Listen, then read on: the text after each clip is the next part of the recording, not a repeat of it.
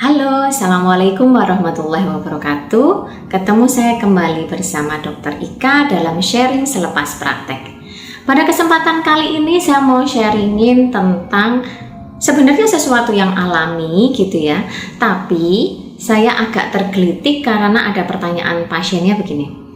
Dok, tetangga saya itu kemarin mati mendadak, meninggal mendadak karena keracunan obat sehingga minum air kelapa, padahal udah diminumin air kelapa banyak-banyak. Saya agak tergelitik, nggak dibawa ke rumah sakit Bu? Saya nanyanya gitu kan. Terus enggak dong, kan Kak, kita suka ngasih kalau minum obat terus pasiennya minum obat terus kemudian nggak cocok ataupun apa, kan kita minumin air kelapa aja cukup. Nah, yang saya bahas bukan yang macem-macemnya, bukan keracunan obatnya, tapi yang saya tergelitik mau bahas adalah tentang air kelapanya. Ya, jadi kita tahu banget bahwa kelapa itu adalah obat segala obat. Orang keracunan kasihnya air kelapa hijau, air kelapa, terus kita lagi lari gitu ya untuk meningkatkan hidrasi, paling enak minum air kelapa. Terus bayi gumoh-gumoh juga dikasihnya air kelapa. Gitu kan, kita tahu itu. Nah, sebenarnya saya mau membahas bukan makanannya yang salah, apalagi kalau alami itu sangat baik pastinya. Tetapi yang menentukan baik atau buruknya adalah berapa jumlah yang kita konsumsi untuk kesehatan tubuh kita. Ya. Pada pasien ini ceritanya, pada tetangga pasien saya waktu itu, dia diminumin air kelapa hijau 2 buah, kemudian kelapanya sendiri 2 buah, jadi total 4 buah. Nah, ada beberapa hal atau beberapa kasus penyakit yang tidak memperbolehkan minum air kelapa atau makan kelapa beserta buahnya, beserta airnya gitulah ya, secara berlebihan. Yaitu satu, pada pasien dengan kasus gagal ginjal. Jadi pasien yang sudah cuci darah, ya kan? Ini saya sarankan lebih baik untuk berkonsultasi kepada dokter interna SPKGH. Jadi penyakit dalam konsultan ginjal hipertensinya, ya. Kenapa? Air kelapa itu memang cukup tinggi kalium potasiumnya.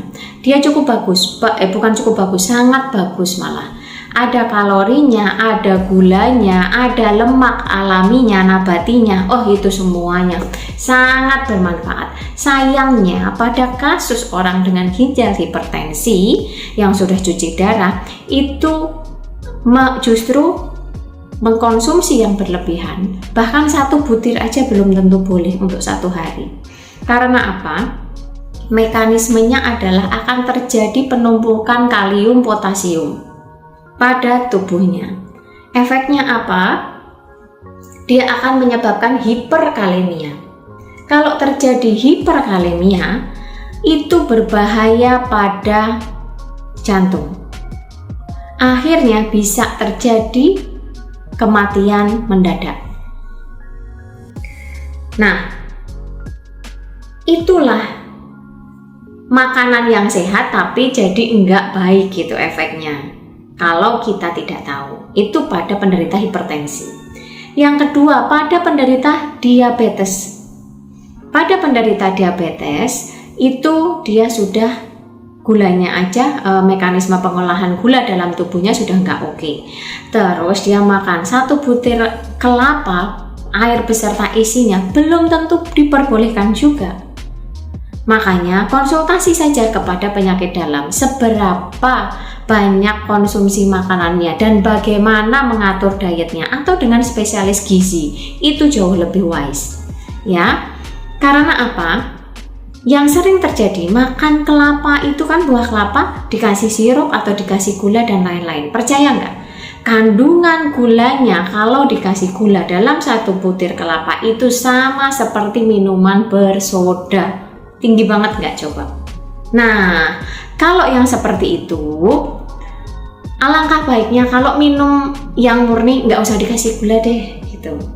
Dan untuk penderita diabetes, tolong batasi konsumsi buah-buahan yang mengandung gula juga harus dibatasi. Yang ketiga, itu pada penderita hipertensi. Pada penderita hipertensi itu tidak diperbolehkan makan buah kelapa, air kelapa yang berlebihan. Kenapa? Karena dia sudah mengkonsumsi obat-obatan yang ACE inhibitor gitu-gitu kan, anti hipertensi gitu, yang ada kata-katanya pril-pril gitu kan, captopril gitu kan. Nah, itu mekanisme kerja obatnya maksudnya memang untuk memperlambat atau mengatur si kaliumnya. Nah, efeknya apa? Sama kalau kita mengkonsumsi, kalau misalnya si orang hipertensi ini mengkonsumsi air kelapa yang berlebihan, maka terjadi penumpukan kalium. Yang terjadi sama, serangan jantung mendadak dan lain-lain, karena membuat aritmia jantung atau mempengaruhi kerja jantung. Seperti itu teman-teman, kita harus bijak dalam mengkonsumsi apapun itu, semuanya yang berlebihan tidak baik. Tetapi sesuatu yang alami silahkan dikonsumsi tanpa ditambah-tambahin yang enggak, agar sensitivitas dari lidah kita untuk ngerasain manis dari buah kelapa saja itu berbeda-beda dari satu buah ke buah yang lain. Nikmati itu, syukuri itu apa yang sudah Allah berikan. Jaga kesehatan kita, mudah-mudahan bermanfaat. Assalamualaikum warahmatullahi wabarakatuh.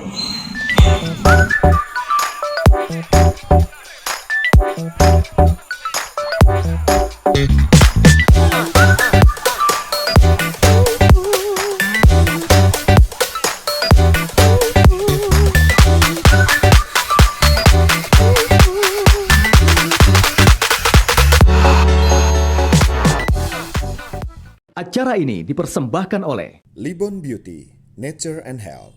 Karena kamu sayang kulitmu.